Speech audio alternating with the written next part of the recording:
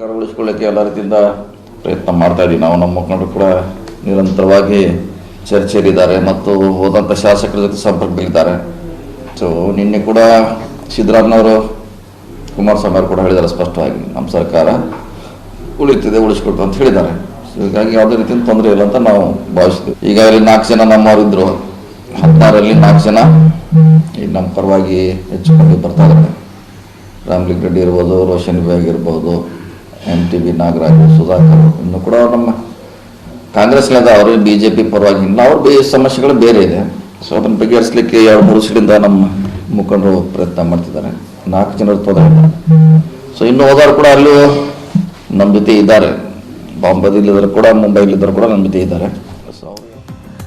ನಮ್ಮ ತಂದೆ ಯಾವುದೇ ಹುದ್ದೆಗಾಗಿ ರಾಜೀನಾಮೆ ನೀಡಿಲ್ಲ. ಸೋ ಕಾಲ್ಡ್ ಸ್ಟೇಟ್ ಲೀಡರ್ ಅವ್ರನ್ನ ಮೂಲೆ ಗುಂಪು ಮಾಡಿದ್ದಾರೆ.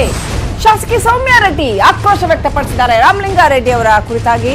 ರಾಮಲಿಂಗಾರೆಡ್ಡಿ ಅವರು ಯಾತಕ್ಕೋಸ್ಕರ ರಿಸೈನ್ ಮಾಡಿದ್ರು ಅನ್ನೋದನ್ನ ಸೌಮ್ಯ ರೆಡ್ಡಿ ಇಂಡೈರೆಕ್ಟ್ ಆಗಿ ಹೇಳಿದ್ದಾರೆ. ತಂದೆಯವರು ರಾಜೀನಾಮೆ ಕೊಡೋ ಕಾರಣ ಬೇರೆ, ಕಾಂಗ್ರೆಸ್ ಬಿಟ್ಟು ಹೋಗ್ತಾರೆ ಅಂತ ಯಾರು ಹೇಳಿದ್ದು? ಅವ್ರು ರಾಜೀನಾಮೆ ಕೊಟ್ಟಿದ್ದಾರೆ ಅಷ್ಟೇ ಶಾಸಕ ಸ್ಥಾನಕ್ಕೆ. 45 ವರ್ಷದಿಂದ ಪಕ್ಷಕ್ಕಾಗಿ ದುಡಿದಿದ್ದಾರೆ ಅಂತ ಸೌಮ್ಯ ರೆಡ್ಡಿ ಹೇಳಿದ್ದಾರೆ. ಸೊ ರಾಜೀನಾಮೆ ಕೊಟ್ಟಿರೋ ಕಾರಣ ಗೊತ್ತಾ ನಿಮ್ಗೆ ಅಂತ ಅವರೇ ಪ್ರಶ್ನೆ ಮಾಡಿದ್ದಾರೆ. ಸೋ ಕಾಲ್ಡ್ ಸ್ಟೇಟ್ ಲೀಡರ್ ಮೂಲೆ ಗುಂಪು ಮಾಡಿದ್ದಾರೆ. ಯಾರು ಆ ಸ್ಟೇಟ್ ಲೀಡರ್? ಯಾರ ವಿರುದ್ಧ ಅಂಥ ಅಸಮಾಧಾನ? ಅದಕ್ಕೆ ಬೇಸರವಾಗಿ ರಾಜೀನಾಮೆ ಕೊಟ್ಟಿದ್ದಾರೆ ಅನ್ನೋದನ್ನ ಸೌಮ್ಯ ರೆಡ್ಡಿ ಹೇಳ್ತಾರೆ.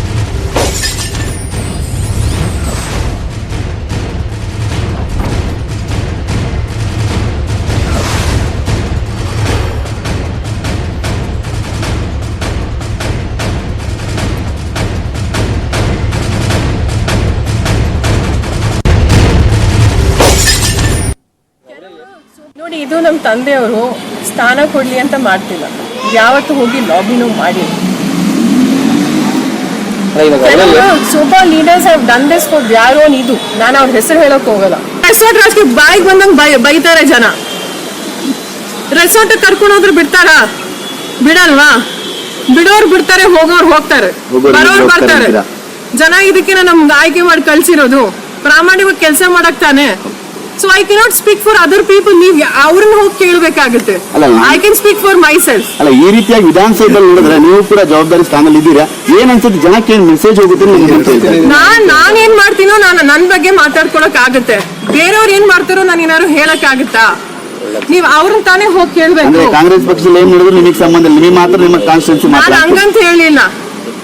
ನೀವ್ ಯಾರಾದ್ರೂ ಹೊಡೆದ್ರೆ ಅವ್ರ ಜವಾಬ್ದಾರಿ ಆಗ್ತಾರಾ? ಇನ್ನು ರಾಮಲಿಂಗಾರೆಡ್ಡಿ ಅವರ ವಿಚಾರದಲ್ಲಿ ಸೋಮವಾರ ಅಸೆಂಬ್ಲಿಗೆ ಹೋಗ್ತೀನಿ ಅಂತ ರಾಮಲಿಂಗಾರೆಡ್ಡಿ ಅವರು ಹೇಳಿದ್ದಾರೆ. ನಾನು ಯಾರಿಗೂ ರಾಜೀನಾಮೆ ಕೊಡಿ ಅಂತ ಹೇಳಿಲ್ಲ ಅಂತ ರಾಮಲಿಂಗಾರೆಡ್ಡಿ ಅವರು ಕ್ಲಿಯರ್ ಆಗಿ ಹೇಳಿದ್ದಾರೆ. ಯಾವ ಮುಖಂಡರು ಯಾರ ಮನೆಗೆ ಹೋಗಿದಾರೋ ನನಗೆ ಗೊತ್ತಿಲ್ಲ ಅಲ್ವಾ. ನಾನಂತೂ 15ನೇ ತಾರೀಕು ಸ್ಪೀಕರು ಕರೆದಿದ್ದಾರೆ ಅಲ್ವಾ. ಅಲ್ಲಿವರೆಗೂ ಯಾವ ರಾಜಕೀಯ ಮಾತಾಡಲ್ಲ ಅಂತ ಹೇಳಿದ್ದೀನಿ. ಈಗಲೂ ಮಾತಾಡೋದೆ. ಅದು ಯಾವಾಗಲೂ ಬರ್ತಾರೆ. ಈಗಲೇ ಅಂತೇನಿಲ್ಲ. JDS ಅವ್ರು ಬರ್ತಾರೆ, ಕಾಂಗ್ರೆಸ್ ಅವ್ರು ಬರ್ತಾರೆ, ಕಮ್ಯುನಿಸ್ಟ್ ಅವ್ರು ಬರ್ತಾರೆ, ಕಾಂಗ್ರೆಸ್ ಅವರಂತೂ ಯಾವಾಗಲೂ ಇರ್ತಾರೆ. ಈಗ ಚಿಕ್ಕ ಬ್ರೇಕ್.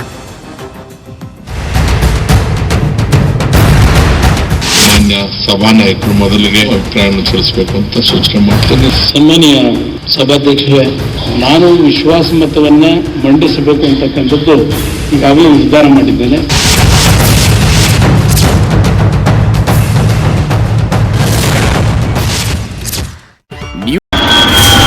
ಕರ್ನಾಟಕದ ಈ ಹೈ ಡ್ರಾಮಾ, ಮಹಾ ಹೈ ಡ್ರಾಮಾದ ಪಿನ್ ಟು ಪಿನ್ ಸ್ಟೋರಿ. ಯಾರ ನಡುವಿನ ಯುದ್ಧ? ನಾನು ಬೆಂಚೂರಿ ಹಾಕಿ ನಾನು ಕಾದು ನೋಡ್ತಾ ಇದ್ದೇನೆ. ಈ ವಿಷಯವನ್ನ ನಿಮ್ಮ ನ್ಯೂಸ್ 18 ಕನ್ನಡ ಎಕ್ಸ್ಕ್ಲೂಸಿವ್ ಆಗಿ ಬ್ರೇಕ್ ಮಾಡಿತು. ಕ್ಲೈಮ್ಯಾಕ್ಸ್ ನಲ್ಲಿದೆ ಕರ್ನಾಟಕ ರಾಜಕೀಯ. ಪಕ್ಕ ಸುದ್ದಿ ಅಂದ್ರೆ ನ್ಯೂಸ್ 18 ಕನ್ನಡ. ಭೀಕರ ಈ ಚಂಡಮಾರುತಕ್ಕೆ 6 ಜನ ಬಲಿಯಾಗಿದ್ದಾರೆ. ವಿಶ್ವದ ದೊಡ್ಡಣ್ಣ ಕೂಡ ಜಲಪ್ರಳಯಕ್ಕೆ ಕಂಗಾಲಾಗಿ ಕುತ್ಕೊಂಡಿದೆ. ಲಕ್ಷ ಜನರು ನೆಲೆ ಕಳ್ಕೊಂಡು ದಿಕ್ಕು ಕಾಣದೆ ಕುತ್ಕೊಂಡಿದ್ದಾರೆ. ಅಗ್ನಿದೇವ ಜಗತ್ತನ್ನೇ ನಾಶ ಮಾಡಿಬಿಡ್ತಾನ. ಬೂದಿ ನೋಡಿದ್ರೆ ನಡುಕ ಹೋಗುತ್ತೆ. 3 ಅಡಿ ಮೇಲಿಂದ ಈ ಹೆಲಿಕಾಪ್ಟರ್ ಬಿದ್ದಿದೆ ಅಂದ್ರೆ